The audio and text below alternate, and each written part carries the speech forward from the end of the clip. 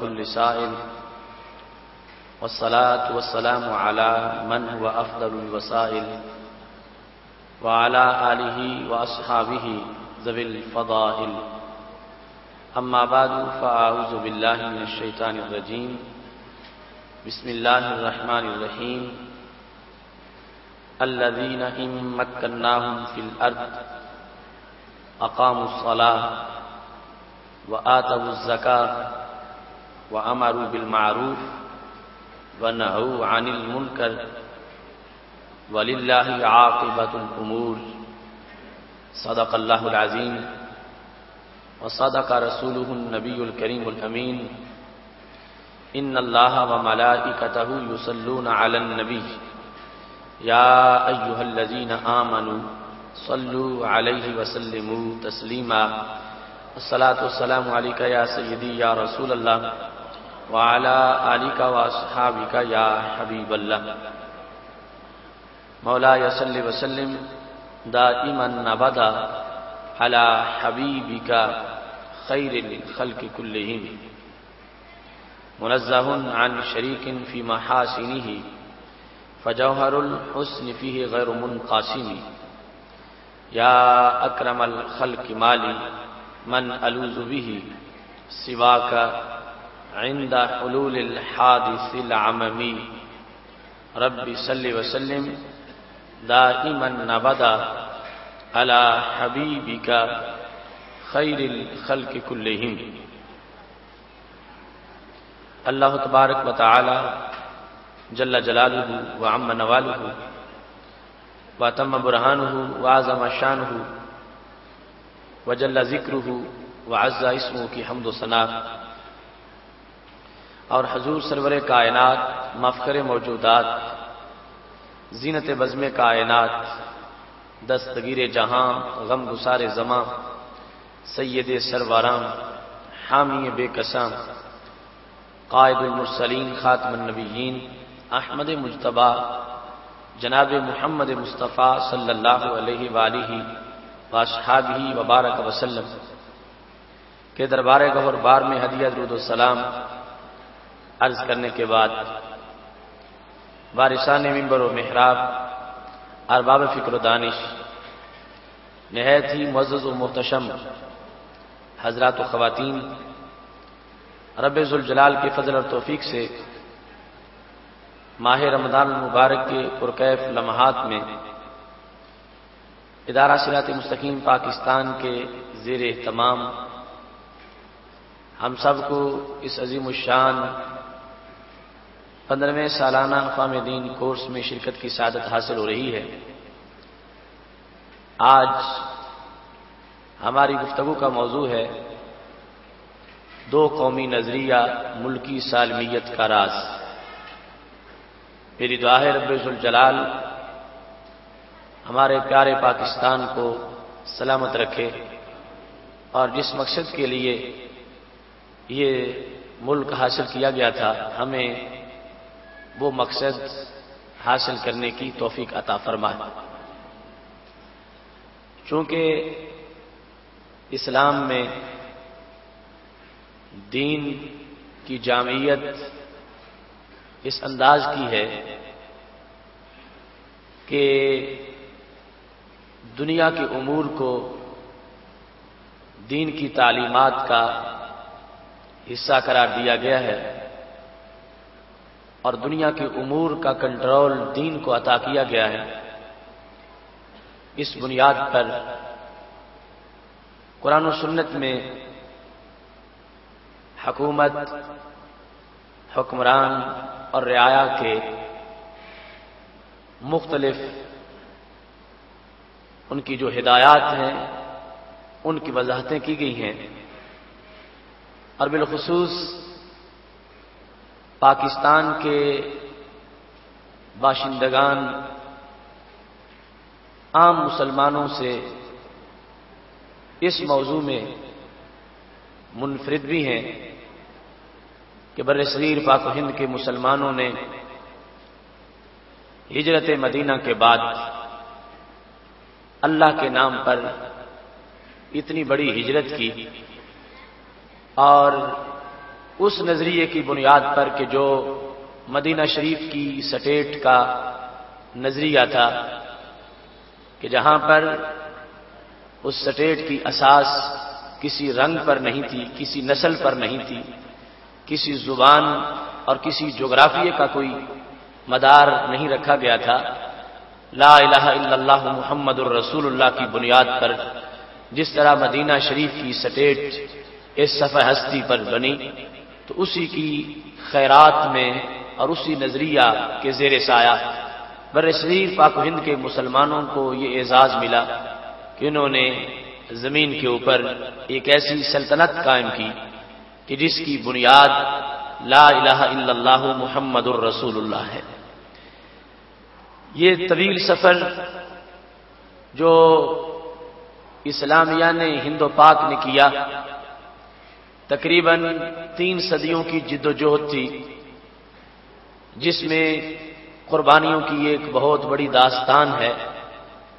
بالآخر رمضان المبارک کے مقدس مہینے میں یہ قربانیاں رنگ لائیں اور خالق کائنات جل جلالہ نے یہاں کے مسلمانوں کو علیحدہ اور آزاد ملک عطا فرمایا۔ وہ 3 صدیوں کی جد و جہد کہ جس میں ہمارے مشائخ نے، ہمارے علماء نے، ہمارے عوام نے بھرپور کردار ادا کیا اور ہند کو بیدار کرنے میں ہر مقام پر یہ لشکر پہنچے اور بالآخر کفر کو شکست ہوئی اور رب ذوالجلال نے اہل ایمان کو عظمتوں سے سرشار فرمایا۔ اس سلسلہ کی کوششوں کا سب سے حسین منظر وہ ہے جب 1946 میں بنارس سنی کانفرنس کا انعقاد کیا گیا اور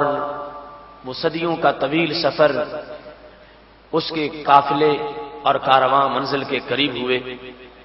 اور بنارس کی سرزمین پر 500 مشائخ اور 7,000 علماء اور 2 لاکھ عوام اہل سنت اکٹھے ہو گئے اور انہوں نے یہ فیصلہ کر لیا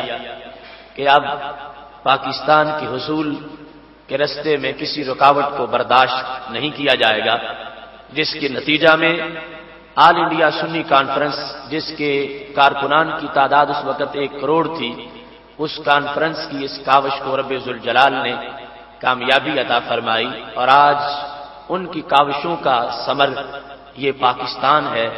جس میں رب ذوالجلال نے ہمیں رہنے کی توفیق عطا فرمائی ہے۔ پاکستان ہمارا صرف ملک ہی نہیں،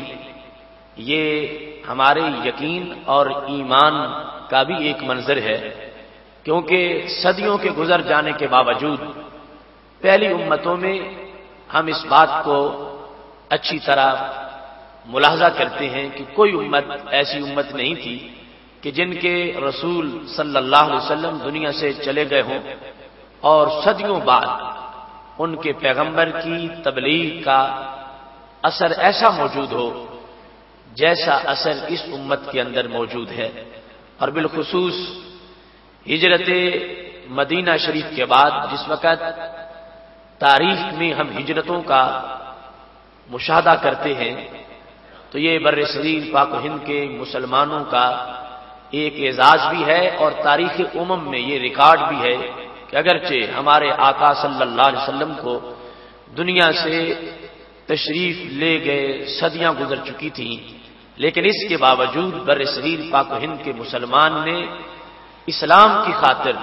نہ رنگ کے لیے، نہ نسل کے لیے اور نہ ہی اپنی دنیاوی مقاصد کے لیے، بلکہ صرف اور صرف اللہ کی رضا کے لیے 20 لاکھ مسلمانوں کی شہادت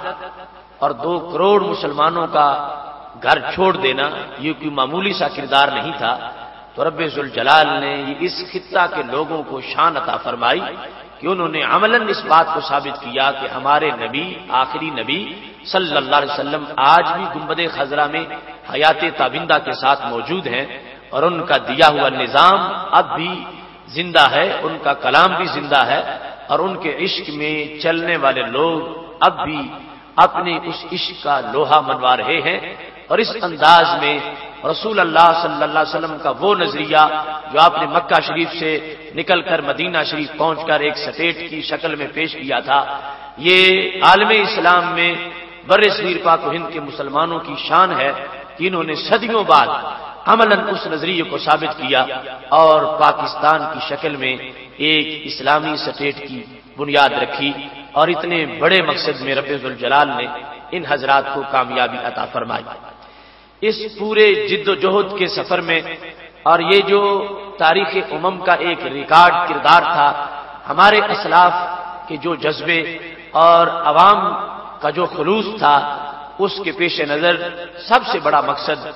جس مقام پر بھی پوچھا گیا تو بڑے سے بڑے قائد سے لے کر چھوٹے سے چھوٹے کارکن تک سب کا نعرہ یہی تھا، پاکستان کا مطلب کیا، لا الہ الا اللہ، آئین ریاست کیا ہوگا، محمد الرسول اللہ۔ یہ آواز پورے ہند میں گونجی اور بر صغیر میں اس کی جو تمازت اور حرارت تھی اس کو محسوس کیا گیا، اور پھر تاریخ انسانیت میں رسول اللہ صلی اللہ علیہ وسلم کی محبت کے زیر سایہ اتنا بڑا کام ہوا کہ جس کو تمام تاریخ کے ادوار میں ایک منفرد کارنامہ اور کردار یقیناً قرار دیا جاتا ہے۔ پاکستان کے بنانے کا جو ہمارا تقاضا تھا اور مطالبہ تھا اور جو جواز تھا، وہ جواز نظریہ پاکستان، کیونکہ اس وقت بھی وحدت ہند اور اکھنڈ بھارت کا جو نعرہ تھا، یہ ایک بین الاقوامی لوگوں کے فلور پر پھیلا دینے والی ایک تحریک تھی، یعنی غیر جانبدار لوگ بھی بہت سارے ایسے پوچھ رہے تھے اور سوال کر رہے تھے کہ ایک ملک ہوگا، طاقت زیادہ ہوگی، آخر تم اس وطن کو تقسیم کیوں کرنا چاہتے ہو؟ مصر کے ایئرپورٹ پر بانی پاکستان محمد علی جناح سے بھی یہی سوال ہوا کہ یہ دشمن کی چال ہے کہ جو ہند کو تقسیم کروانا چاہتا ہے تاکہ ہند کی طاقت ختم ہو جائے، اور ڈیوائیڈ ہونے کے بعد اور ڈیوائیڈ اینڈ رول کا جو استعمار کا پروگرام ہے تم اس کے جھانسے میں آ گئے ہو اور اس ہند کو تقسیم کر کے کمزور کرنا چاہتے ہو۔ تو بانی پاکستان نے اس وقت وضاحت کی، اور اس وقت سے لے کر بچہ بچہ یہ اس بات کا اعلان کرتا ہے کہ ہم برطانوی سامراج اور استعمار کے جھانسے میں آ کر ہمارے بزرگوں نے اس ملک کی کوشش نہیں کی تھی، بلکہ انہوں نے وہ قرآن و سنت کا پیغام اپنی روح میں جذب کیا کہ جب بدر کے موقع پر رسول اللہ صلی اللہ علیہ وسلم اپنے 313 مجاہد لے کر جس وقت ابو جہل کے مقابلے میں آ گئے، اور جانبین میں کوئی اس لحاظ سے فرق نہیں تھا کہ علاقہ جدا ہو، جغرافیہ جدا ہو، تہذیب جدا ہو، رنگ جدا ہو، نسل جدا ہو، زبان جدا ہو، ایک ہی زبان تھی، ایک ہی کلچر تھا، اور آپس میں رشتہ داریاں بھی تھیں، باپ بیٹا آپس میں مقابلے میں بھی تھے، لیکن اس کے باوجود وہ بہت فیصلہ کن جنگ ہوئی تو اس کا جو مدار تھا وہ صرف اور صرف کلمہ اسلام پر تھا کہ ایک طرف اللہ کو ایک ماننے والے ہیں اور حضرت محمد مصطفیٰ صلی اللہ علیہ وسلم کو رب ذوالجلال کا آخری نبی ماننے والے ہیں، اور دوسری طرف وہ ہیں جو رب ذوالجلال کے باغی ہیں، بگوڑے ہیں، سرکش ہیں، اور رسول اللہ صلی اللہ علیہ وسلم کی نبوت کے غدار ہیں۔ تو اس بنیاد پر بدر کی جو مارکے کی اس تمازت تھی، اس سے اسلامیان ہند نے اس بات کو اپنے لیے اخذ کیا، اور قرآن و سنت کی سینکڑوں نصوص سے یہ اپنے لیے بات کشید کر لی کہ ہم رسول اللہ صلی اللہ علیہ وسلم کی سنت پہ چلتے ہوئے یہ نہیں دیکھیں گے کہ یہ ہمارا لگتا کیا ہے، اس کا برادری میں ہمارے ساتھ تعلق کیا ہے، ہم صرف یہ دیکھیں گے کہ اس نے ہمارے والا کلمہ پڑھا ہے یا نہیں پڑھا۔ تو جو کلمہ گو ہے وہ دنیا کی کسی کونے میں رہ رہا ہو وہ ہمارا بھائی ہے، اور جو ہمارے کلمے پر نہیں، اگرچہ وہ ہماری ماں کی گود میں پیدا ہوا تو وہ ہمارا بھائی نہیں ہے۔ یہ مدار تھا اور یہ بیس تھی کہ جس پر بر صغیر کے مسلمان چل نکلے، جس کو عرف عام میں 2 نیشن تھیوری اور 2 قومی نظریہ سے تعبیر کیا جاتا ہے، اس بنیاد پر قائم رہتے ہوئے اسلاف نے کوشش کی۔ وہ 3 صدیوں کی جد و جہد کے بعد وہ دن آیا کہ رب ذوالجلال نے اس 2 قومی نظریے کی برکت پر ہمیں یہ آزاد سلطنت عطا فرمائی۔ 2 قومی نظریہ حقیقت میں تو وہ نظریہ ہے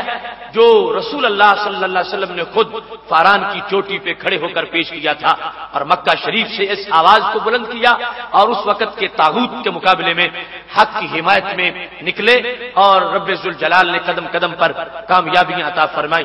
بر صغیر پاک و ہند میں جس وقت ہم 2 قومی نظریے کی بات کرتے ہیں تو سب سے مؤثر آواز جو ہے وہ شیخ سرہند حضرت مجدد الفسانی رحمۃ اللہ علیہ کی ہے، جنہوں نے اکبر کے خود ساختہ دین الہی کے مقابلے میں 2 قومی نظریہ پیش کیا اور پھر سے اسلام کو ایک نئی تازگی عطا فرمائی، تجدید کی۔ جس وقت کے رام اور رحیم کا فرق ختم کیا جا رہا تھا اور جس وقت سورج کو بادشاہوں کا پالن ہار کہا جا رہا تھا، جس وقت ہندوؤں کے ساتھ ایسا ملاپ بنا کر ایک نئے دین کی معذلہ بنیاد رکھی جا رہی تھی، ایک مسلح سے ایک صوفی اٹھے جن کو رب ذوالجلال نے وہ حضرت فاروق اعظم رضی اللہ تعالی عنہ کے مقدس خون کی نسبت عطا فرمائی تھی۔ انہوں نے تخت شاہی کو لرزہ براندام کر دیا اور اللہ کے حکم کے ساتھ ایک دن وہ ایسا آیا کہ حضرت مجدد الفسانی رحمۃ اللہ علیہ کی مجددی تحریک کامیاب ہو گئی، اگرچہ انہیں گوالیار کے قلعہ میں بند ہونا پڑا مگر ان کا سوز دنیا کے کونے کونے میں پھیل گیا اور یہاں تک کہ بر صغیر پاک و ہند میں وہ دن آیا کہ حضرت مجدد الفسانی رحمۃ اللہ علیہ نے اپنے افکار کی روشنی میں نئے سرے سے 2 قومی نظریے کا یہاں پر پرچار کرتے ہوئے ہند کے بچے بچے کو بیدار فرما دیا۔ پھر ہمارے سامنے حضرت امام فضل خیر آبادی رحمۃ اللہ علیہ کا وہ نعرہ مستانہ ہے جو انہوں نے برطانوی سامراج کے جبڑے توڑنے کے لیے لگایا تھا۔ انہوں نے کالے پانی کی سزا برداشت کر لی، وہ خلیج بنگال کی مشرق میں ان کی قبر سے آج بھی حریت کی اذانیں آتی ہیں۔ وہ حضرت امام فضل خیر آبادی ان کے فتووں سے برطانوی سامراج کی نیندیں حرام ہو گئیں اور پھر اسلامیہ نے ہند کے اندر ایک بیداری اور آزادی کا جذبہ پیدا ہوا۔ اس کا اگلا مرحلہ 2 قومی نظریے کی شناخت کے لحاظ سے وہ کردار حضرت امام احمد رضا خان فاضل بریلوی رحمۃ اللہ علیہ کا ہے کہ جن کی وضاحتوں سے حضرت علامہ اقبال جیسے لوگوں کی آنکھیں کھلیں اور انہیں 2 قومی نظریے کی اس طرح سمجھ آئی کہ لاہور کے تحریک خلافت کے اجلاس میں اور انجمن حمایت اسلام کے اجلاس میں جو آزادی ہند اور حصول پاکستان کے لیے فیصلے کیے جا رہے تھے، ان فیصلوں کی بیس وہ مجدد دین و ملت امام احمد رضا خان فاضل بریلوی رحمۃ اللہ علیہ کے فتویٰ جات تھے اور فتاوا تھے، جن سے ان قائدین نے اپنے لیے رستہ حاصل کیا اور راہ متعین کی کہ وہ محمد علی جناح جن کو ہندو مسلم اتحاد کا سفیر کہا جاتا تھا پھر لا کر اس سے طائب ہو گئے اور اس رستے پہ لگے اور 2 قومی نظریے کے ایک قائد کی حیثیت سے انہوں نے کام کیا اور رب ذوالجلال نے ہمارے مشائخ علماء اور عوام کو ایک ایسا زیرک وکیل عطا فرمایا کہ جس نے ہند کا یہ کیس اتنے اچھے انداز میں لڑا کہ خالق کائنات جل جلالہ نے ہمیں کامیابیوں کے یہ تاج عطا فرمائے اور تاریخ امم میں ایک مثالی کردار اور کارنامے کا انداز پاکستان کی شکل میں ہمیں عطا فرمایا۔ یہ بیان کرنے کا مقصد یہ ہے کہ پاکستان کا حصول محض کسی کھوکھلے نعرے پر نہیں تھا، پاکستان کا حصول ایک بہت بڑے نظریے کی بنیاد پر تھا اور یہ اس نظریے کی برکت ہے کہ رب ذوالجلال نے یہ ملک ہمیں عطا کیا۔ جواز جو فراہم کیا جا رہا تھا دنیا کے سامنے پاکستان کا تو وہ جواز یہی تھا، لا الہ الا اللہ محمد الرسول۔ عرب پوچھتے تھے تو عربوں کو بتایا گیا، اگر برٹش نے پوچھا تو اسے بتایا گیا۔ دنیا کے کونے کونے پر جب لوگ کہتے تھے کہ ہر علاقے میں اچھے برے اکٹھے رہتے ہیں، دنیا کے بہت سے خطے ہیں جہاں کافر بھی ہیں مسلمان بھی ہیں، یہودی بھی ہیں مسلمان بھی ہیں، عیسائی بھی ہیں مسلمان بھی ہیں، جب ان کا گزارا ہو رہا ہے تو ہند کے مسلمانوں تم بھی ہندوؤں کے ساتھ گزارا کرو۔ لیکن یہاں کا وہ خمیر جس کے اندر ایک خاص چیز مدینہ شریف کے فیض سے موجود ہے اور دوسری طرف وہ ہندوؤں کا تشدد کہ جو اس پالیسی سے آگے گزر چکے تھے کہ جیو اور جینے دو کا انداز چھوڑ کر وہ مسلم امہ کی معاذ اللہ نسل کشی کرنا چاہتے تھے. اتنا تعصب تھا ہندوؤں کے اندر کہ وہ صرف یہ نہیں کہ ان کے مذہب کو نہ چھیڑا جائے تو وہ مسلم امہ کو نہیں چھیڑیں گے، وہ اس بات کو چھوڑ کر مسلم امہ کے معتقدات پر حملہ کر رہے تھے، ہمارے نظریات کو مٹا دینا چاہتے تھے اور زور بازو کے ساتھ اسلام کو دبا دینا چاہتے تھے. ایسے ماحول میں یہ مسلمانان ہند کا جوان جذبہ تھا اور دین کی حرارت تھی اور یہ قرآن و سنت کے ساتھ پیار تھا کہ انہوں نے اپنی حکمت عملی کو طے کر لیا اور پرانے کے بعد کوشش کرتے رہے. رب ذوالجلال نے دو قومی نظریے کی بنیاد پر ہمیں یہ سلطنت عطا فرما دی. یہ دو قومی نظریہ جو زاہدوں کی کہ زہد کا خلاصہ بھی ہے اور عابدوں کی عبادت کا نچوڑ بھی ہے، جو مفکرین کے افکار کا گلدستہ بھی ہے اور محدثین کی تعلیمات کا ایک روشن باب بھی ہے. آج اس دو قومی نظریے کو بھی کچھ لوگ پسے پشت ڈال کر پھر وہ وحدت ہند کے راگ الاپ رہے ہیں اور پاکستان کی سالمیت کو نظریاتی طور پر خطرے میں ڈالنا چاہتے ہیں اور عملاً بھی پاکستان کے بنانے کا جو جواز تھا اس کو ختم کر دینا چاہتے ہیں. خاکم بدہن قبل اس لیے کوئی ایسا وقت آئے ہم جو ان بزرگوں کی اولاد ہیں، ان مسلمانوں کے بیٹے ہیں کہ جنہوں نے اس تحریک میں اپنا پسینہ بھی دیا، اپنا خون بھی دیا، اپنی ساری صلاحیتیں بھی دیں، ہمارے ہوتے ہوئے اتنی بڑی امانت جو کہ 20 لاکھ مسلمانوں کے خون پر بنائی جانے والی مسجد ہے، اگر اس کو مندر میں تبدیل کر دیا جائے تو پھر ہمارا زندہ رہنے کا جواز پیچھے کیا بچے گا؟ ان اسلاف کی محنتوں کی قدر یہ ہے کہ آج اس مسجد پر پہرا دیا جائے. یہ پاکستان نام کی مسجد جو سطح زمین پر ایک منفرد مسجد ہے، اس کو جو مندر بنانے کی سازشیں ہو رہی ہیں ان کے خلاف جہاد بھی وقت کا بہت بڑا جہاد ہے. اس واسطے دو قومی نظریہ جو اساس ہے اس کو آج بھی اس کا ابلاغ کرنا چاہیے، اس کا پرچار کرنا چاہیے، اس کو ہائی لائٹ کرنا چاہیے. اگر وہ نظریہ باقی نہ رہا تو پاکستان کی بقا کی دلیل باقی نہیں رہے گی، اس کا جواز ہی باقی نہیں رہے گا کہ اس ملک کو ہونا چاہیے. ہمیں اس نظریے کا اس واسطے پرچار کرنا لازم ہے. آپ جانتے ہیں مثال کے طور پر ایک شخص گوجرانوالا میں مکان کی تلاش کر رہا تھا اور اپنے کسی محسن سے یا کسی اور سے کہہ رہا تھا مجھے کوئی مکان دلوا دو چونکہ میری ملازمت گوجرانوالا میں ہے اور میں رہائشی ویسے اسلام آباد کا ہوں، اگر یہاں ملازمت کرتا ہوں اور مکان نہیں میرے پاس تو میرے لیے مشکل بڑی ہے، کوشش ہو کہ مجھے مکان میسر آ جائے. اب جس وقت اس کو کوششوں کے بعد مکان مل گیا اور تھوڑے وقت کے گزر جانے کے بعد اس کی ٹرانسفر ہو گئی اور وہ پھر کسی دوسرے شہر چلا گیا.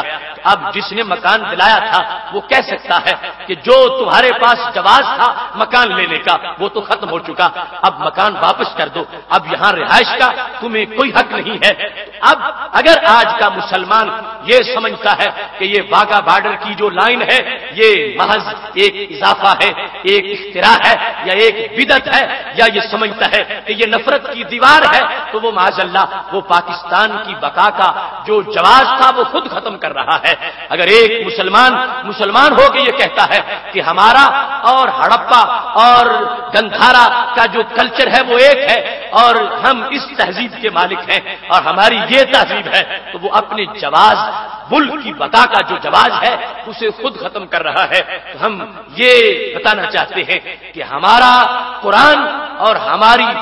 کتاب رسول اللہ صلی اللہ علیہ وسلم کے فرامین ہمارے لیے یہ واضح کر رہے ہیں کہ خاص ہے ترکیب میں قوم رسول ہاشمی. ہماری قومیت جو ہے وہ وطنیت کی وجہ سے نہیں، وہ جغرافیائی حدود کی وجہ سے نہیں، وہ رنگ کی وجہ سے نہیں، وہ نسل کی وجہ سے نہیں، وہ زبان کی وجہ سے نہیں، ہماری قومیت کلمہ اسلام کی وجہ سے ہے. اور اس بنیاد پر یہ ملک ہم نے حاصل کیا. یا تو یہ کہا جائے کہ آج وہ ہندو اپنا مذہب چھوڑ کے مسلمان ہو گیا ہے تو سارا ہند کلمہ پڑ گیا ہے، لہذا درمیان میں کسی لائن کی کوئی ضرورت نہیں رہی، اب آر پار ایک جیسا ہو گیا ہے. یا یہ کہا جائے کہ اسلام میں معاذ اللہ کوئی نئی وحی آ گئی ہے کہ وہ پہلے والا دین اس کے اندر لچک پیدا کر کے ان کو اپنے ساتھ ملا لو. اگر یہ دونوں باتیں نہیں تو پھر دو قومی نظریہ آج ہم سے تقاضا کر رہا ہے کہ جس نظریے پر کل تم میں 20 لاکھ نے خون پیش کیا تھا آج خون نہیں تو کم از کم اس کو اپنی تبلیغ سے، اپنی سوچ سے، اپنے افکار سے اور اپنے کردار سے یہ ثابت کرو کہ جس ملک کی بنیاد کلمہ اسلام پر ہے انشاءاللہ اسے کلمہ اسلام پر ہی قیامت تک باقی رکھا جائے گا۔ محتشم سامعین حضرات، اس سلسلہ میں چونکہ جواز جو تھا وہ دو قومی نظریہ ہے تو بقا بھی دو قومی نظریہ ہے، اس ملک کے حصول کا سبب دو قومی نظریہ ہے تو اس ملک کی غرض و غایت بھی وہی دو قومی نظریہ ہے۔ سبب چیز کا وہ ہوتا ہے جو چیز کے مارز وجود میں آنے سے پہلے پیش نظر ہوتا ہے، اور جب مارز وجود میں آ جائے تو پھر اس کے اوپر جو چیز مرتب ہوتی ہے وہ اس کی غرض و غایت ہوتی ہے۔ تو یہ ملک بناتے وقت کلمہ اسلام کا نعرہ تھا تو بن گیا، تو مطلب کیا ہے؟ ہم نے حاصل کیا کس بنیاد پر کہ یہاں مدینہ شریف کا نظام رائج کر دیا جائے، یہاں مکہ شریف کی وہ تعلیمات رائج کر دی جائیں، یہاں ظلم کا خاتمہ ہو، یہاں ناانصافی کا خاتمہ ہو، یہاں کسی پر ستم نہ ہو، یہاں حقوق پر ڈاکے نہ ڈالے جائیں، اور یہاں پر لوگوں میں کرپشن نہ ہو، اور یہاں پر وہ نظام ہو حقوق کا جو نظام رسول اللہ صلی اللہ علیہ وسلم عطا فرمایا ہے۔ اور قرآن مجید اس بات کا اعلان کر رہا ہے جو میں نے آپ کے سامنے سورہ حج کی آیت نمبر 41 پڑھی ہے۔ رب ذوالجلال فرماتا ہے الذین ان مکناہم فی الارض، وہ لوگ کہ جن کو اگر ہم زمین میں کنٹرول دے دیں، یعنی زمین ان کے قبضے میں دے دیں کہ یہ علاقہ ہے، یہ تمہارا ہے، اس پر تم راج کرو گے، تو وہ کیا کرتے ہیں؟ اقاموا الصلاۃ، وہ نظام نماز قائم کرتے ہیں، وہ نماز کی اقامت کرتے ہیں، وہ آتوا الزکات، زکات دیتے ہیں، وہ امروا بالمعروف، اچھائی کا حکم کرتے ہیں، ونہوا عن المنکر، اور برائی سے روکتے ہیں، وللہ عاقبۃ الامور، اور انجام جو ہے وہ امور کا اللہ کے لیے ہے۔ تو خالق کائنات جل جلالہ نے آخری جملے میں یہ واضح کر دیا اگر میں دلا سکتا ہوں تو میں چھین بھی سکتا ہوں، اگر میں انعام کر سکتا ہوں تو انعام سے محروم بھی کر سکتا ہوں، اور تم چاہتے ہو انعام ہوا کہ وہ انعام برقرار رہے، پھر وہ چھینا نہ جائے، فرمایا پھر جس مقصد کے لیے حاصل کیا وہ مقصد پورا کرو۔ اس کے اندر نظام شریعت قائم ہو، نظام مصطفیٰ صلی اللہ علیہ وسلم کی بہار ہو، اس کے اندر سنت کا راج ہو، اس کے اندر نبی علیہ الصلوۃ والسلام کی شریعت کے مناظر نظر آئے۔ قرآن کہتا ہے ہر چیز کا کوئی نہ کوئی شکر کا انداز ہوتا ہے، اس لحاظ سے شکر کرنا لازم ہے۔ تو جب کسی کو ملک دے دیا جائے، حکومت دے دی جائے، علاقہ دے دیا جائے، اس نعمت پر جو شکر کا انداز ہے وہ یہ ہے کہ وہاں اللہ کا دین نافذ کر دیا جائے، اللہ کی کتاب کو نافذ کر دیا جائے۔ تو یہ جو شکر کا انداز تھا وہ ہم سے پورا نہیں ہو رہا۔ کتنی زمانہ گزر گیا ہے اور آج تک ہم اسی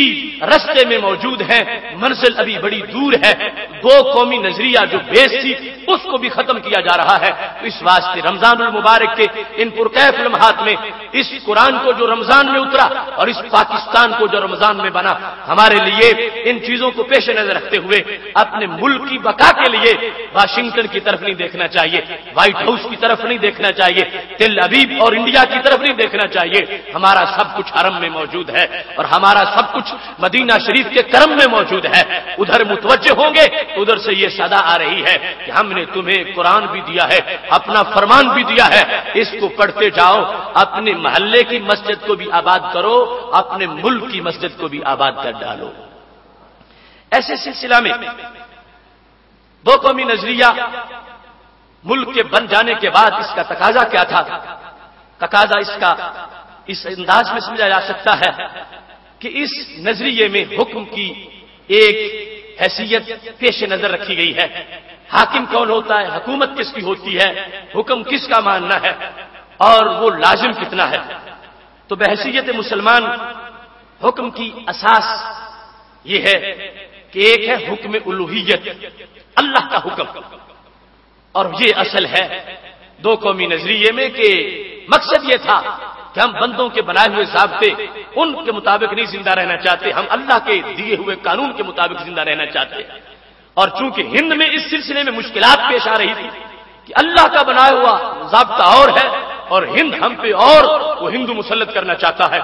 تو اس وقت یہ سوچ تھی۔ تو آج بھی وہی قرآن ہمارے سامنے ہے، ہمارے اللہ کا فرمان ہے وَمَن لَّمْ يَحْكُم بِمَا أَنزَلَ اللَّهُ فَأُولَٰئِكَ هُمُ الْكَافِرُونَ، فرمایا جو اللہ کے اتارے ہوئے قانون کے مطابق فیصلہ نہ کریں وہ لوگ کافر ہیں۔ پھر یہ ارشاد فرمایا سورہ مائدہ کے اندر تینوں فرمان ترتیب سے موجود ہیں، وَمَن لَّمْ يَحْكُم بِمَا أَنزَلَ اللَّهُ فَأُولَٰئِكَ هُمُ الظَّالِمُونَ، فرمایا جو اللہ کے اتارے ہوئے کے مطابق یعنی قرآن کے مطابق فیصلے نہ کریں وہ لوگ ظالم ہیں۔ اور تیسرے نمبر پر رب ذوالجلال نے یہ فرمایا وَمَن لَّمْ يَحْكُم بِمَا أَنزَلَ اللَّهُ فَأُولَٰئِكَ هُمُ الْفَاسِقُونَ، جو اللہ کی اتاری ہوئی کتاب کے مطابق فیصلہ نہیں کرتے، حکومت نہیں کرتے، جن کی حکمرانی اس کے مطابق نہیں، وہ لوگ فاسق ہیں۔ اب یہ حکم کی مدار پر ہے کہ حکم کیا گریڈ کیا ہے، اور اس کی خلاف ورزی پر پھر نام بھی ویسے ہی ملنے والا ہے۔ کبھی حکم اس طرح کا ہے کہ جو اس کی خلاف ورزی کرے گا تو خلاف ورزی پر کفر کا حکم لگا دیا گیا، کبھی اللہ کے حکم کی خلاف ورزی پر ظلم کا حکم لگایا گیا، اور کبھی اللہ کے حکم کو پس پشت ڈالنے کی وجہ سے فسق کا حکم لگا دیا گیا۔ رب ذوالجلال فرما رہا ہے جو میرے حکم سے اکڑتا ہے، مقابلے میں آتا ہے اور میرے نظام کو چھوڑ کر اپنے نظام چلاتا ہے، فرمایا وہ کافر ہے، وہ ظالم ہے، وہ فاسق ہے۔ یہ تین اللہ کے فرمان قرآن مجید میں ہیں، اور یہ دو قومی نظریے کا وہ تقاضا ہے جو قرآن نے بیان کیا کہ جس بیس پر تم اپنا علیحدہ ملک چاہتے تھے وہ تو یہ بیس تھی لا الہ الا اللہ محمد الرسول اللہ، اور اس بیس کو اب بھول رہے ہو۔ بیس یہ تھی کہ ہمیں ملک ملے، ہم اللہ کا حکم نافذ کریں اور اللہ کے حکم کے مطابق زندگی بسر کریں، اور جب ملک مل گیا تو پھر انگریز کی طرف دیکھنا شروع کر دیا۔ تو اللہ کا قرآن جھنجھوڑ رہا ہے اب بھی اس بیس کو سامنے رکھو جس نظریے کی بنیاد پر تم ملک چاہتے تھے۔ اور یہ پہلی الوہیت یعنی الوہیت کا حکم، یہ حکم الوہیت یہ حکم کے لحاظ سے پہلی اساس ہے۔ اور دوسرے نمبر پر حکم رسالت مآب صلی اللہ علیہ وسلم ہے جو اللہ کے نائب اعظم ہے کائنات میں اور خلیفہ اعظم ہے رب ذوالجلال کے، خالق کائنات فرماتا ہے یہ احزاب آیت نمبر 36 ہے وما كان لمؤمن ولا مؤمنة اذا قضى الله ورسوله امرا ان يكون لهم الخيرة من امرهم، فرمایا کسی مومن مرد اور کسی مومن عورت کے لیے یہ جائز نہیں ہے کہ جب اللہ فیصلہ کر دے یا اللہ کے رسول صلی اللہ علیہ وسلم کسی بات کا فیصلہ فرما دے تو یہ مومن مرد اور عورت یہ اپنی خواہش اور اپنی مرضی سامنے لے آئیں، کہیں کہ اللہ یہ کہتا ہے مگر میں یہ چاہتا ہوں، یہ کہیں رسول اللہ صلی اللہ علیہ وسلم کا فرمان تو یہ ہے مگر میرا دل یہ کہتا ہے، تو اللہ فرماتا ہے کسی کی مجال نہیں کہ وہ میرے حکم کے مقابلے میں اپنی بات کرے یا میرے نبی علیہ السلام کے حکم کے مقابلے میں وہ اپنی چاہت کا اور اپنی خواہش کا اظہار کرے۔ فرمایا وَمَن يَعْصِ اللَّهَ وَرَسُولَهُ فَقَدْ ضَلَّ ضَلَالًا مُبِينًا، جو اللہ کی نافرمانی کرتا ہے یا اللہ کے رسول صلی اللہ علیہ وسلم کی نافرمانی کرتا ہے وہ بہت بڑا گمراہ ہے۔ اس بنیاد پر یہاں پر حکم رسالت کی جو حیثیت ہے اس کو بھی واضح کر دیا گیا۔ حکم الوہیت اور حکم رسالت یہ دو قومی نظریے کے اندر بحیثیت مومن ہماری زندگی گزارنے کا جو آئیڈر ہے یہ اس کی اساس ہے۔ آگے وہ قول فقی اس کی تشریح ہے وہ اس کے ضمن میں ہے، اصل میں یہ حکم ہے اور اس حکم کو پس پشت ڈالنے کی وجہ سے دو قومی نظریے کا جو تقاضا تھا وہ پورا نہیں کیا جا رہا، اور آج اس ملک کی بقا اس میں ہے کہ جس مقصد کے لیے لیا تھا اس مقصد کو پورا کیا جائے، اور جس وقت مقصدیت کو چھوڑا جائے گا ایک تو اپنے طور پر اپنی دلیل ختم کر دی جائے گی، اور دوسرا رب ناراض ہوگا کہ ان کو کتنی بڑی نعمت دی تھی اور پھر ان تک آرڈر بھی پہنچایا ہے، اپنا حکم بھی دیا ہے، ان کو دو قومی نظریے کا ایمانی پس منظر دیا ہے، اور یہ سب کچھ ہونے کے باوجود یہ اس طرف متوجہ نہیں ہو رہے، تو معاذ اللہ کسی وقت بھی بہت بڑی گرفت ہو سکتی ہے، کیونکہ خالق کائنات جل جلالہ نے قرآن مجید برہان رشید میں جو کے فساد اور تباہی کا سلسلہ بیان کیا ہے اس میں اس چیز کو ہمارے لیے سامنے رکھا ہے۔ سورہ بنی اسرائیل کی آیت نمبر 16 ہے، رب ذوالجلال فرماتا ہے وَإِذَا أَرَدْنَا أَن نُهْلِكَ قَرْيَةً أَمَرْنَا مُتْرَ فِيهَا فَفَسَقُوا فِيهَا فَحَقَّ عَلَيْهَا الْقَوْلُ فَدَمَّرْنَاهَا تَدْمِيرًا، فرمایا جب ہم کسی بستی کو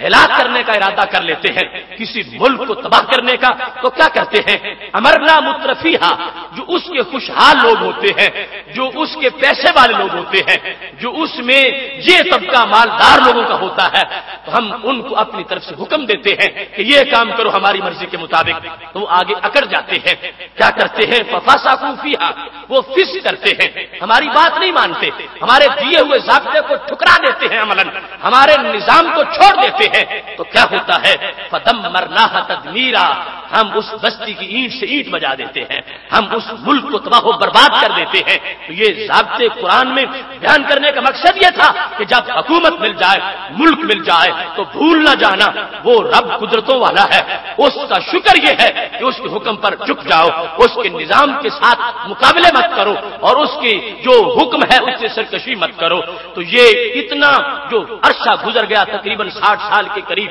یہ اللہ کے ان ولیوں کی رحمت کا ایک سہارا ہے کہ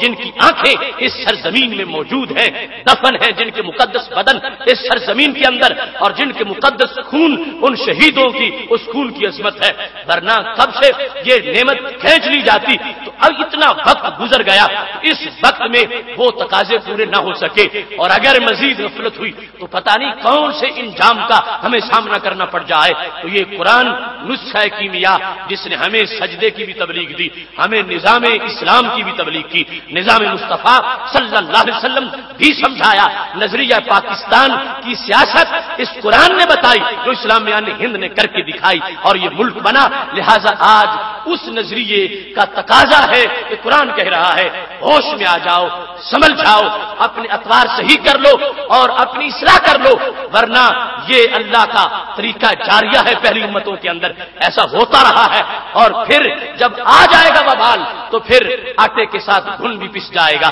رب ذوالجلال کا قرآن بار بار متوجہ کر رہا ہے کہ جس نعمت کا تمہیں اللہ نے مستحق قرار دیا ہے، سزاوار ٹھہرایا ہے، وہ مل چکی ہے، اس کے اگلے لمحے یہ کام ہو جانا چاہیے تھا۔ 60 سال انتظار میں گزر گئے، آج دو قومی نظریے کا جو مطالبہ تھا، تقاضا تھا ملک کے مل جانے کے بعد، وہ سب ایک خواب کی شکل میں ہے۔ اس خواب کو عملی جامہ پہنانا یہ ہمارے کندھوں پر وہ امانت ہے جو اسلاف کی طرف سے رکھی گئی ہے۔ اس سلسلہ میں قرآن مجید کا ایک دوسرا فرمان بھی آنکھیں کھولنے کے لیے کافی ہے۔ سورہ توبہ میں آیت نمبر 24 ہے، رب ذوالجلال فرماتا ہے، اب اس کو دیکھنا اور پھر سمجھنا کہ دنیا میں رہتے ہوئے ایک مومن پر تقاضے کیا ہیں، اور بالخصوص جو پاکستان کا رہائشی ہے، جو جنت نظیر ملک میں رہتا ہے، جو وحدت اور توحید کے اس عطیے میں موجود ہے، جو دنیا کے نقشے میں ایک بہت سچے نظریے کی سلطنت کے اندر رہتا ہے، اس کے تقاضے بھی اتنے ہی زیادہ ہیں۔ رب ذوالجلال قرآن مجید میں فرماتا ہے، قل ان کان آباؤکم وابناؤکم واخوانکم وازواجکم وعشیرتکم واموال اقترفتموها وتجارة تخشون کسادها ومساکن ترضونها احب الیکم من اللہ ورسولہ وجہاد فی سبیلہ فتربصوا حتی یأتی اللہ بامرہ۔ رب ذوالجلال فرماتا ہے، اب دیکھنا اس میں ہر بندہ آ گیا ہے۔ یہ بھی سوچ ہو سکتی تھی کوئی کہتا میں تو دکاندار ہوں، میں کوئی سیاسی رہنما نہیں، میں کوئی مذہبی رہنما نہیں، میں دو قومی نظریے کا پرچار کیا کروں، اور میں دو قومی نظریے کا تقاضا کیسے پورا کروں، اور اس ملک کی بقا میں میرا حصہ کیا ہو سکتا ہے؟ میں تو بالکل ایک سٹریٹ میں رہنے والا ہوں، مجھے قومی دھارے کی خبر ہی نہیں ہے۔ تو قرآن اس کو جھنجھوڑ رہا ہے، تو گلی میں رہتا ہے مگر پھر بھی تو کلمہ گو ہے، تو مومن ہے، تیرے ایمان کا ایک تقاضا ہے، تو رہبر نہیں، تو قوم کا لیڈر نہیں، تو ایک مومن تو ہے، اپنے مومن ہونے کا جو حساب ہے اس کو تو پیش نظر رکھو۔ رب ذوالجلال فرماتا ہے، ان کان آباؤکم، اگر تمہارے آبا والدین، ابناؤکم تمہارے بیٹے، اخوانکم تمہارے بھائی، ازواجکم تمہاری بیویاں، عشیرتکم تمہارے خاندان، اموال اقترفتموها تمہاری وہ دولت جو تم نے کمائی ہوئی ہے، وتجارۃ تخشون کسادها اور تمہاری وہ تجارت جس کے مندے کی تمہیں بڑی فکر رہتی ہے، ومساکن ترضونها تمہاری وہ کوٹھیاں جن کو تم پسند کرتے ہو، احب الیکم من اللہ ورسولہ، ان میں سے کوئی چیز بھی اگر نظام مصطفیٰ صلی اللہ علیہ وسلم کے سامنے رکاوٹ بنتی ہے، شریعت کے آگے ان میں سے کوئی چیز بھی حجاب بنتی ہے، شریعت کا تقاضا تھا بیٹا آگے آ گیا، شریعت کا تقاضا تھا والد نے آگے مخالفت کر دی، شریعت کا تقاضا تھا خاندان والے مقابلے میں آ گئے، شریعت کہہ رہی تھی یہ کرو، مگر انسان کی تجارت کہہ رہی تھی کہ نہیں ایسا نہ کرو مندہ بڑا ہو جائے گا، شریعت کہہ رہی تھی کہ تمہارا نصاب یہ ہے، مگر انسان سمجھ رہا تھا اگر ایسے کروں گا تو میری تو کوٹھی بھی جائے گی، میری کار بھی جائے گی۔ رب ذوالجلال فرماتا ہے اگر ایسا تمہارا ذہن بن گیا تو پھر کیا ہے، فتربصوا انتظار کرو کس چیز کا؟ میری رحمت کا انتظار مت کرنا، پھر میرے عذاب کا انتظار کرنا۔ فتربصوا، انتظار کرو پھر، حتی یأتی اللہ بامرہ، یہاں تک کہ رب اپنا امر لے آئے گا، اللہ کا فیصلہ آ جائے گا، پھر ہاتھ ملتے رہ جاؤ گے۔ فرمایا خالق کائنات نے واللہ لا یہدی القوم الفاسقین، اللہ فاسقوں کو ہدایت نہیں دیتا۔ تو خالق کائنات جل جلالہ کا یہ قرآن جسے ہم مصلی پہ کھڑے ہو کے پڑھیں یا سنیں، جس کو ہم اپنے لیے وظیفہ بنائیں، اس قرآن کے اندر رب ذوالجلال نے اس بات کو واضح کر دیا کہ اس دین کے نصاب کے لحاظ سے جو محبت خدا اور محبت مصطفیٰ صلی اللہ علیہ وسلم کا تقاضا ہے، وہ تقاضا آج بالخصوص کیا جا رہا ہے کہ جس وقت تم نے جواز یہ پیش کیا تھا، اپنی دلیل یہ بنائی تھی کہ ہمیں علیحدہ ملک چاہیے، ہم اسلام نافذ کرنا چاہتے ہیں، ہم اللہ کے حکم کے مطابق جینا چاہتے ہیں، اور وہاں ہند میں ہمارے اوپر جو ہندو تسلط ہے اس کی وجہ سے مشکلات پیدا ہو رہی ہیں۔ اللہ نے بات مان لی، ملک عطا فرما دیا، اب ملک مل جانے کے بعد بھول جانا، یہ رب ذوالجلال کو ناراض کرنے کے مترادف ہی نہیں بلکہ عین ناراضگی کو حاصل کرنا ہے۔ اس واسطے آج ہمیں یہ سوچنا چاہیے کہ ہمارے گھر میں پڑا ہوا قرآن ہم سے مطالبہ کیا کرتا ہے کہ جس وقت ایک طرف یہ چیزیں ہیں جن کا نام قرآن میں لیا، وہ رشتے ہیں، وہ دولت ہے، وہ کاروبار ہے، وہ کوٹھی ہے، یہ ساری چیزیں ہیں، اور دوسری طرف دین کی بات ہے، دین کی راہ ہے، دین کا تقاضا ہے۔ اگر یہ چیزیں اس دین کو رائج کرنے میں رکاوٹ بن جائیں تو پھر رحمت کی امید مت رکھنا، پھر دعاؤں کے قبول ہونے کے منتظر مت رہنا، پھر جب آئے گا میری طرف سے تم پر عذاب آ جائے گا، گرفت ہوگی اور پھر مواخذہ ہوگا۔ تو ہمارے لیے اس آیت نے یہ بات بالکل واضح کر دی ہے کہ ہر بندہ انفرادی طور پر، وہ کوئی رہبر دین نہ ہو، وہ کوئی ملت کا لیڈر نہ ہو، وہ گلی محلے میں رہنے والا عام مسلمان جو ہے، اس کے اوپر جو حقوق ہیں ان کو بھی واضح کر دیا گیا کہ جس وقت تمہاری اپنی ذات تمہارے پاس ہے، پورا ملک نہیں، شہر نہیں، محلہ نہیں، اپنا بدن تو ہے، اس بدن پر وہ دین نافذ کرو جو اللہ نے دیا ہوا ہے، اور جس کے نفاذ کا جواز بنا کر ملک حاصل کیا تھا کہ وہاں پابندیاں ہیں، ہم اللہ کی مرضی کے مطابق اپنے آپ کو رکھنا چاہتے ہیں، تو یہ تقاضا ہے دو قومی نظریے کا، اور یہ اس ملک کی سالمیت کا راز ہے۔ اگر نہیں ہوگا تو یہ سالمیت کیسے رہے گی؟ فتربصوا، اللہ تو فرما رہا ہے پھر انتظار کرو، پکڑ آ جائے گی، وعید ہوگی، لہذا سالمیت اس میں ہوگی، ملک محفوظ اس میں رہے گا، سلامت اس میں رہے گا کہ جس وقت وہ تقاضے پورے کیے جائیں گے۔ ورنہ خالق کائنات جل جلالہ ایک مقام پر فرما رہا دمرنا تدمیرا، جس نے ہمارے نظام کو چھوڑا ہم نے تہو بالا کر دیا، ہم نے ان کی اینٹ کی اینٹ بجا دی، اینٹ سے اینٹ بجا دی، اور دوسری طرف یہ واضح طور پر ارشاد فرما دیا۔ تو میرے بھائیوں، یہ ہے پاکستان کی سالمیت کا راز کہ جس مقصد کے لیے لیا تھا وہ مقصد پورا ہو اور اس مقصد کو ہمیشہ پیش نظر رکھا جائے۔ اگر ایسا نہیں ہوگا خاکم بدہن بڑے مشکل عواقب اور انجام کی طرف ہمیں دیکھنا پڑ رہا ہے، اور بالخصوص موجودہ صورتحال کا پاکستان،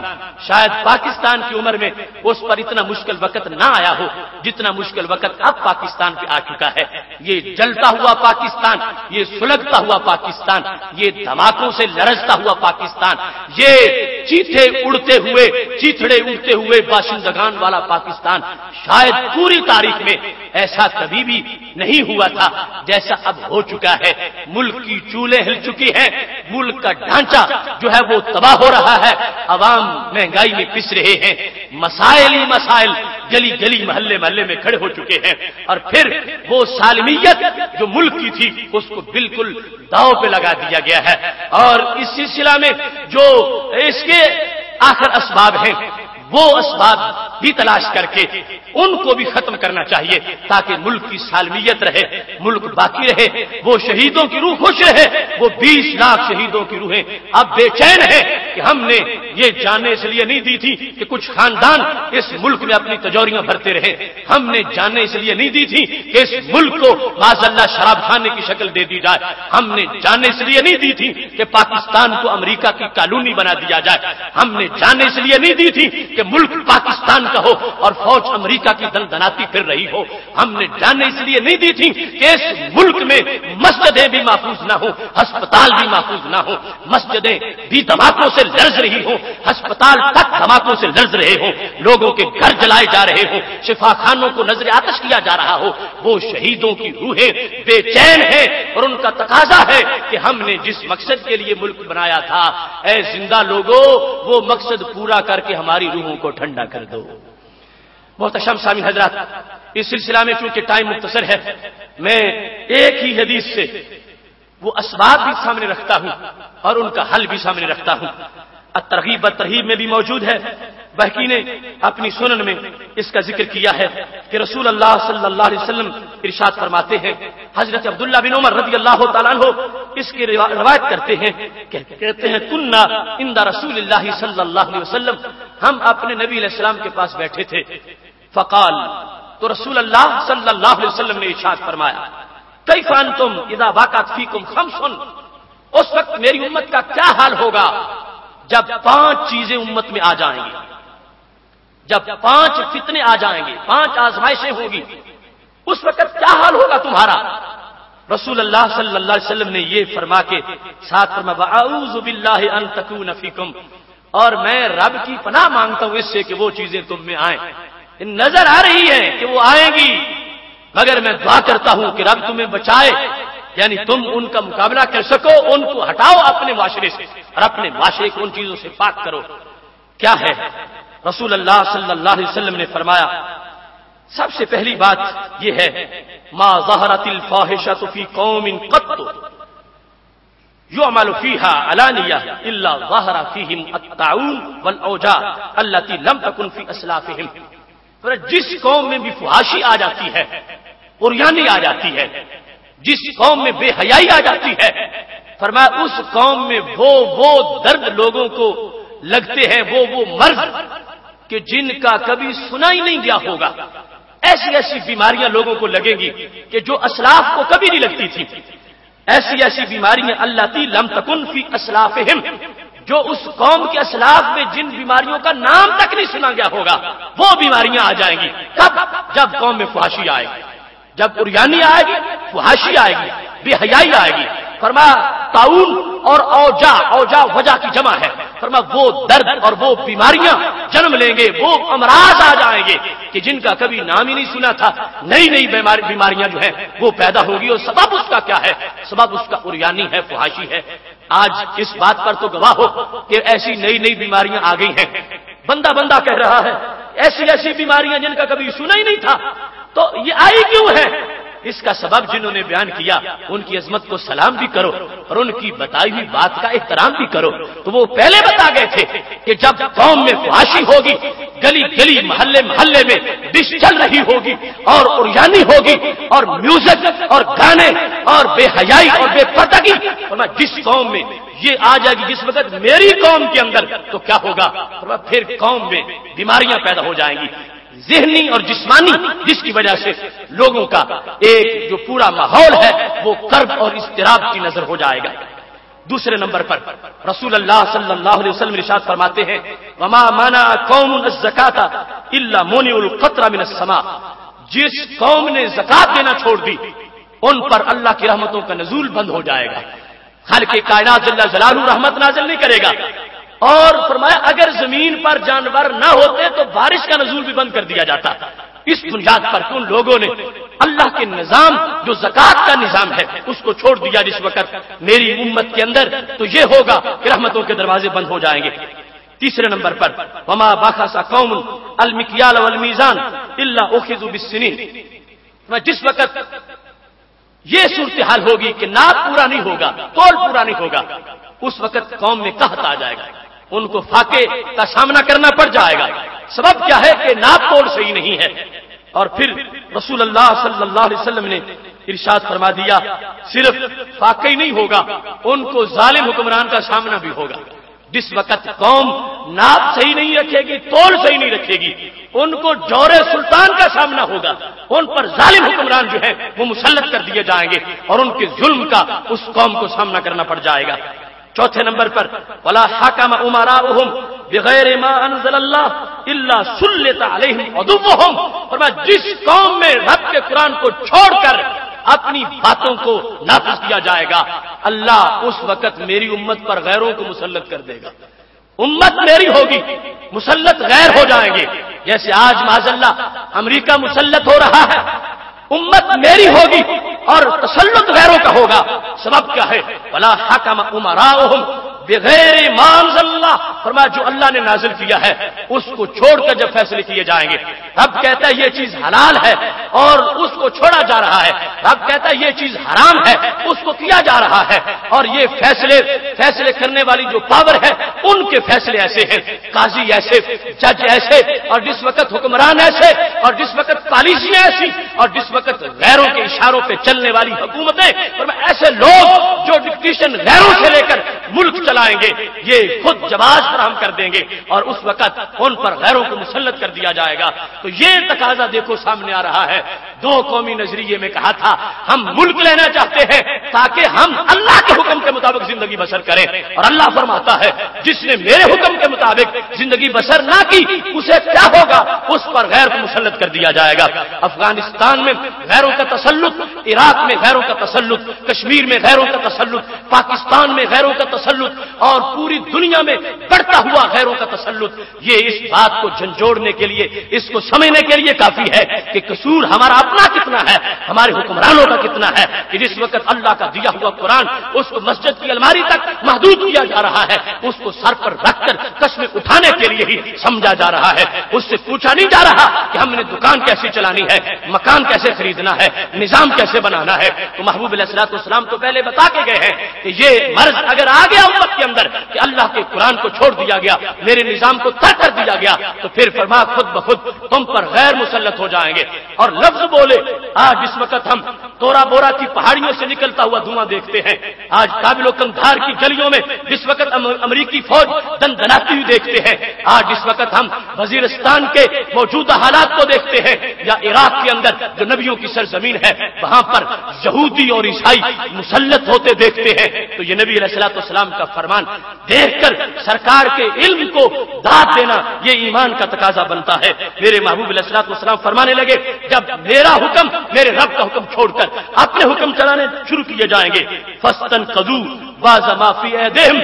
بعض ما فی ایدیہم، فرما اور تو اور رہا، دشمن اتنا طاقتور بن جائے گا تمہارا کہ تمہارے ہاتھ سے نوالا چھین کے لے جائے گا۔ جو کچھ گھر میں ہے وہ تو بڑی دور کی بات ہے، فاستنقذوا بندے کی سب سے محفوظ چیز ہے وہ جو ہاتھ میں پکڑی ہوئی ہے، جو کہیں پڑی ہے وہ تو کہیں پڑی ہے، جس چیز کا خود محافظ ہے، نگران ہے، وہ ہاتھ کا لقمہ ہے، جس کی تڑپ بھی ہے، طلب بھی ہے، حاجت بھی ہے، اور آپ کھانا چاہتا ہے۔ فرمایا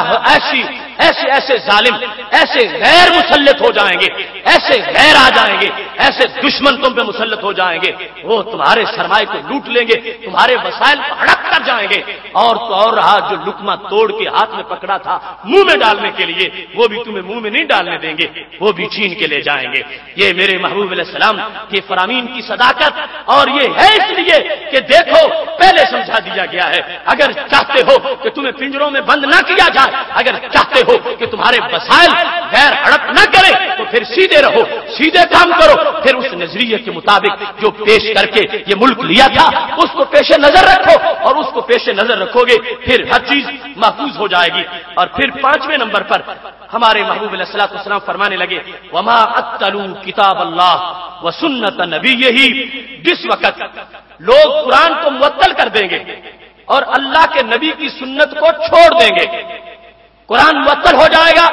اور سنت نبی علیہ السلام متروک ہو جائے گی، تو پھر کیا عذاب آئے گا؟ میرے محبوب علیہ الصلوۃ والسلام فرماتے ہیں جعل اللہ بأسہم بینہم، پھر خانہ جنگی ہوگی، پھر آپس میں لڑائی ہوگی، بأسہم بینہم،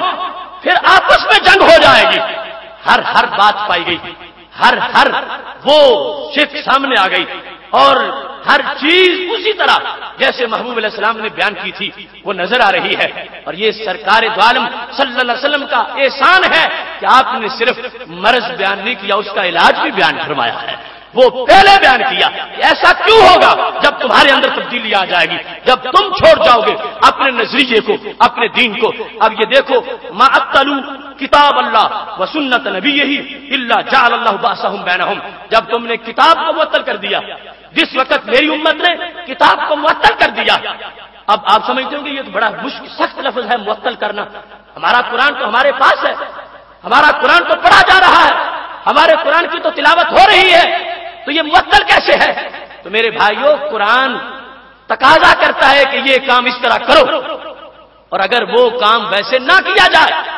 تو پھر یہ ہے کہ معاذ اللہ قانون معطل کر دیا گیا ہے۔ قرآن کا نظام جب قائم نہیں، قرآن کی حکومت قائم نہیں،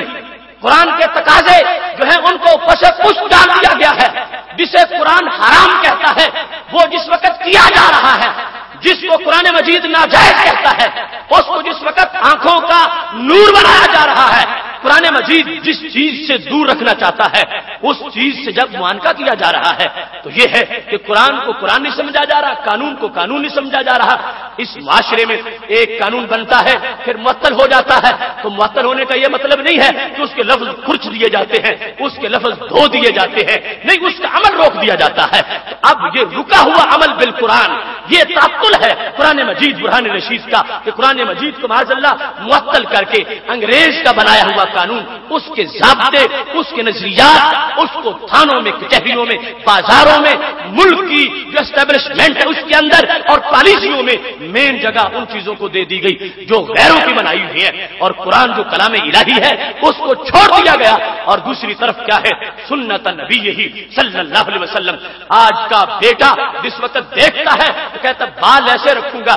جیسے فلاں ایکٹر نے رکھے ہیں، داڑھی یوں منڈاؤں گا جیسے فلاں نے منڈا رکھی ہے، کپڑے یوں پہنوں گا جیسے فلاں نے پہن رکھے ہیں۔ سنت نبی کو ترک کیا گیا، سنت نبی کو ایکسپائر قرار دے دیا گیا۔ اس طریقے کا وقت معاذ اللہ گزر چکا ہے۔ تو میرے محبوب علیہ السلام ارشاد فرماتے ہیں جس وقت میری سنت کو میری امت چھوڑے گی، میری سنت کو ترک کر دے گی، میری سنت کا مذاق اڑائے گی، یا میری سنت کو پسے پش ڈال دے گی، میری سنت پر غیروں کے طریقوں کو ترجیح دے گی، میری سنت کو پیچھے رکھ کے غیروں کا فیشن میری امت آگے لے آئے گی، تو کیا ہوگا؟ فرمایا جعل اللہ بأسہم بینہم، پھر خانہ جنگی ہو جائے گی، آپس میں لڑائی، آپس میں جھگڑے،